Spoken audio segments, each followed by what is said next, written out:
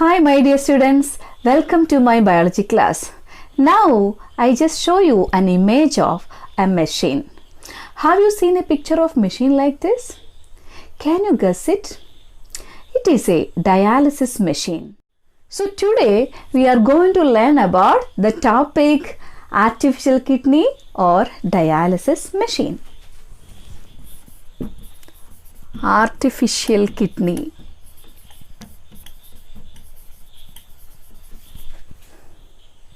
Artificial kidney is often a synonym for hemodialysis. Hemodialysis.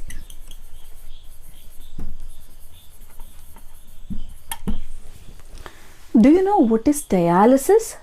Now we are going to learn about what is dialysis, how is it done in human body, what is the necessity of dialysis. We all know that kidneys perform some specific functions in the body.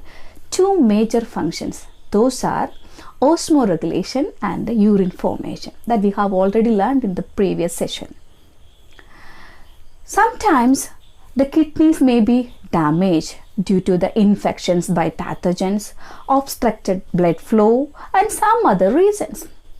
The efficiency of the kidney may be decreased in a person. You know that kidneys are used for removing the nitrogenous waste from the body of human beings. Which is the major nitrogenous waste that is removed from the human body? That is urea. That is a toxic substance. What will happen if our kidneys do not work properly? Those nitrogenous waste will accumulate in the blood, especially urea. So the deposition or accumulation of urea in the blood is called uremia.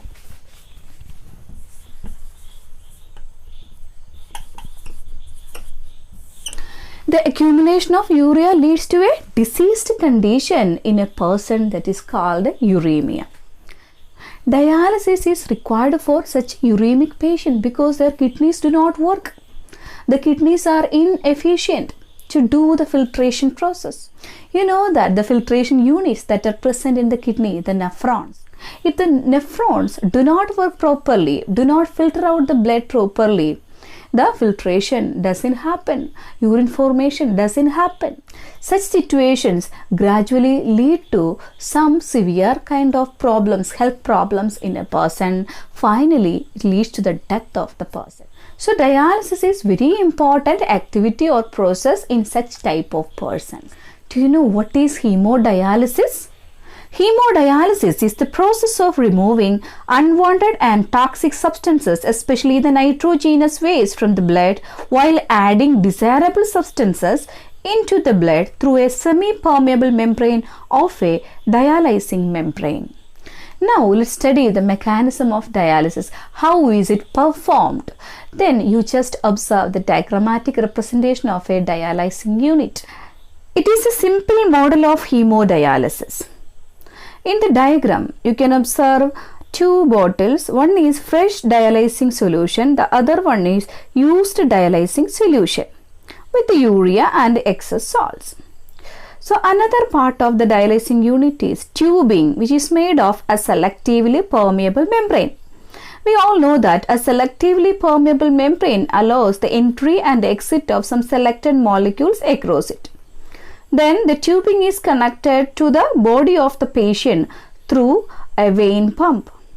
During the dialysis, the blood from an artery of the patient is passed through a dialysing cellophane membrane of a dialysing machine called artificial kidney after cooling it to 0 degrees Celsius and mixing with an anticoagulant heparin. Here, why the anticoagulant heparin is used? So, to avoid the blood clotting, the heparin avoids the blood clotting. Then, dialysing membrane has pores equal to those of glomerular capillaries and acts as a superfine strainer.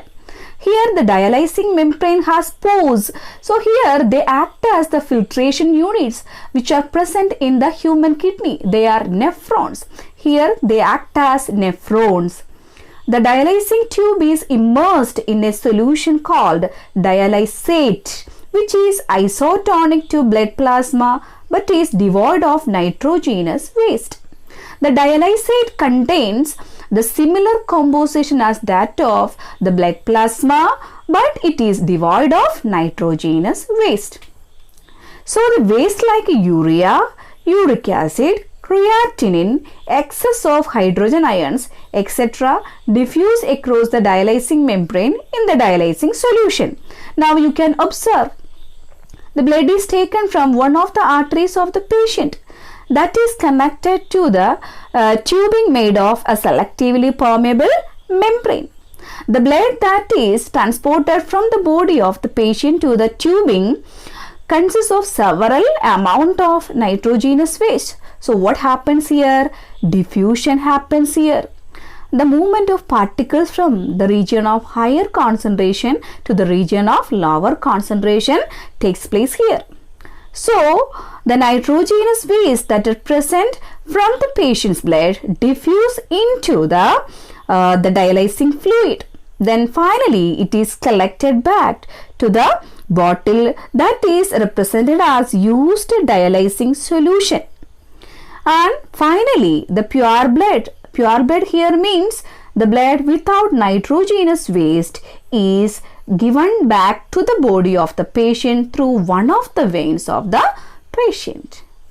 Here there is an important thing. Blood from the dialysing machine is returned to the body through a vein after warming it to the body temperature and mixing with an antiheparin. Why the antiheparin is added here? To remove the previously added the heparin compounds. Then artificial kidneys differs from the functioning of normal kidney in the fact that no reabsorption occurs during hemodialysis. Did you get the difference between the normal human kidney and the artificial kidney? The normal human kidney perform two major functions: urine formation and osmoregulation. How the osmoregulation take place with the help of kidney? The reabsorption process help the kidneys to reabsorb more substances along with the water to the body for its requirements. But in the case of artificial kidney, there is no reabsorption. There is no such process. In the case of artificial kidney, only the removal of nitrogenous waste take place with the help of artificial kidney. Anyway, the artificial kidney or hemodialysis have certain advantages. The patient can lead more or less normal life. It provides time for recovery from the previous situation of the kidney. There is no bacterial or viral infection during the time of dialysis.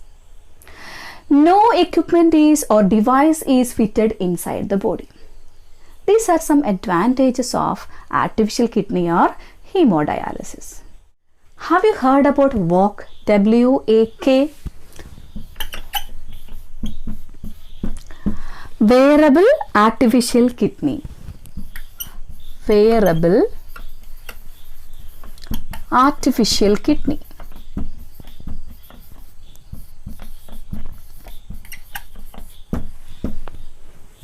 Now you can observe the image of the wearable artificial kidney. One of the best non-artificial kidneys is the wearable artificial kidney being developed at the University of Washington. It weighs about 5 kg and is worn on the waist like a toolkit belt with a catheter connecting it to the bloodstream. It is the only device so far tested in humans. Today, we have learned about artificial kidney or hemodialysis, its mechanism and advantages. Then we have also discussed about the wearable artificial kidney. Scientists have been researching on the portable or wearable artificial kidney. I hope you understood the topic well, the artificial kidney or hemodialysis. So with this, I conclude my session. Then thank you and have nice moments.